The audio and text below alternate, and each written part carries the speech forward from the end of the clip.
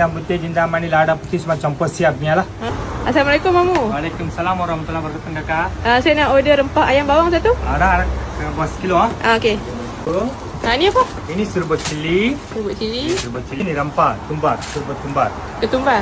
Tumbar sudah siap.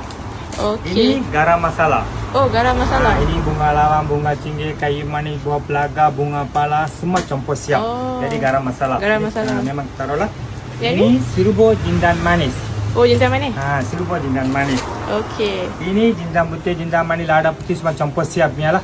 Ini campur siap. Okey. Ini serba kuning. Berbunyi. Itu sajalah yang campurnya ayam bawang ni resipi. Okey. Okey. So goncang-goncang Nasi mendi satu boleh? Boleh nasi mandi boleh. Nasi mandi saya bawa 100 gram boleh. Boleh. 100 gram boleh. Kakak boleh masak untuk beras 2 kilo.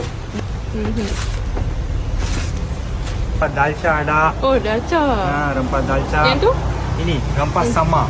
Utang boleh, udang boleh. Semua boleh ini. Ini ada rempah daging masak hitam 100 gram RM3.5. Ini ayam bawang pun 100 gram RM3.5. Masalah kambing 100 gram RM3.5 juga.